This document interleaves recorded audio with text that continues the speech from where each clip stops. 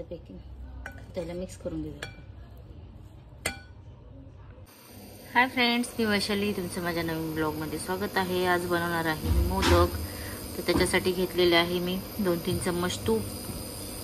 आता त्याच्यामध्ये आपण टाकून घेऊया 2 वाटी रवा. याच्यामध्ये टाकलेला रवा, आता आपल्याला रवा मस्तपैकी भाजून घ्यायचा आहे. रवा आपल्याला एकदम चांगला भाजून घ्यायचा आहे. पाहू शकता कलर चेंज झालेला आहे रव्याचा. भाजत राहायचंय फक्त त्याला.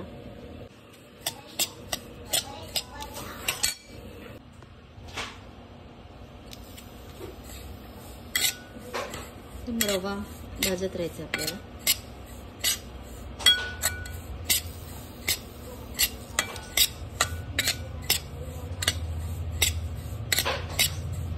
याच्यामध्येच आता आपण 1 वाटी खोबरं टाकून घेऊया. मी ओलं खोबरं यूज केलेलं आहे. खोबरं टाकून घेतलेलं आहे याच्यामध्ये. एकदम मस्तपैकी आपल्याला भाजून घ्यायचं आहे व्यवस्थित. तुम्हाला वाटलं तर तुम्ही रेडीमेड पण आणून टाकू शकता याच्यामध्ये. याची टेस्ट छान लागते म्हणून हे यूज केलेलं आहे. एकदम आपल्याला हे एकदम सुटसुटीत होईपर्यंत भाजून घ्यायचं. आपला रवा मोकळा होईपर्यंत. आपलं खोबरं पण भाजलं जाते त्याच्यामध्ये मस्तपैकी.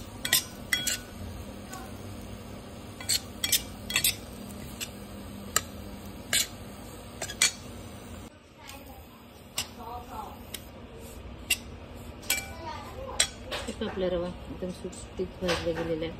त्याच्यातलं खोबरं पण भाजत आलेलं आहे. ते पण आपल्याला अजून 1-2-3 मिनिटं याला भाजून घ्यायचं. रवा आपल्याला चांगला भाजून घ्यायचा आहे, जेणेकरून कच्चा रवा आपल्याला लागणार नाही खाताना.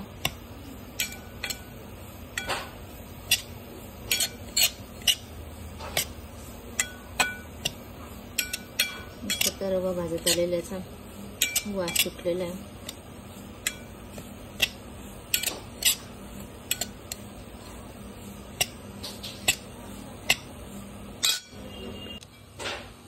रवा पूर्णपणे भाजून झालेला आहे. आता त्याच्यामध्ये आता आपण दूध टाकून घेऊया. याच्यामध्ये आता 1 वाटी दूध टाकून घ्यायचं. सगळे त्याची मस्त मिक्स करून घेऊया. आपण आता याच्यात दूध टाकून घेतलेलं आहे, पाहू शकता. आणि याला आता मस्तपैकी आपण अजूनच परत एकदा भाजून घेऊया व्यवस्थित. सगळं मिक्स करून घेऊया. आणि याच्यामध्ये आपण आता गूळ टाकून घेऊया. याच्यामध्ये थोडीशी आपण वेलची पावडर टाकून घेऊया.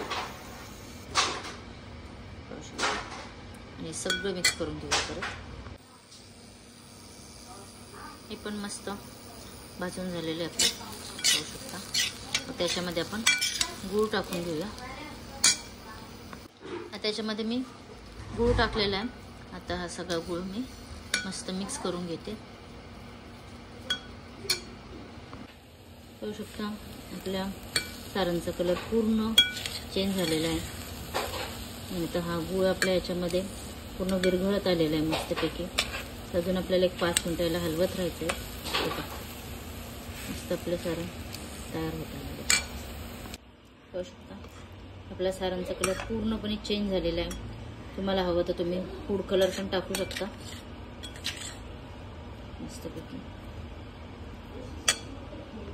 पाहू शकता आपलं सारण तयार झालेलं आहे. आता याला 5 मिनिटं आपण झाकून ठेवून देऊया. आपल्या सारणचा कलर पाहू शकता पूर्णपणे चेंज झालेला आहे मस्त. त्याच्यामध्ये आपण थोडेसे काजू बदाम टाकून घेऊया. काजू बदाम पिस्ता आहे मस्तपैकी त्याच्यामध्ये टाकून घेऊया. सगळीकडे मिक्स करून घेऊया मस्तपैकी. त्याला मिक्स करून घेऊया. सारण आता गरम आहे, त्याला आपण 5 ते 10 मिनिटं झाकून ठेवून देऊया. झाकून ठेवलेलं आहे त्याला. पाहू शकता आपलं सारण पूर्णपणे मस्तपैकी तयार झालेलं आहे. त्याला कलर वगैरे टाकायची काय गरज नाही पडलेली. तुम्हाला हवा असेल तर तुम्ही टाकू शकता मस्तपैकी.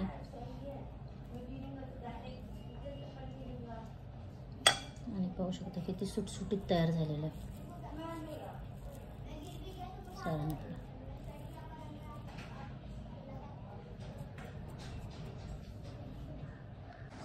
मस्त आपलं सारण आता तयार झालेलं आहे मित्रांनो. याच्यामध्ये आपण आता भरून घेऊया.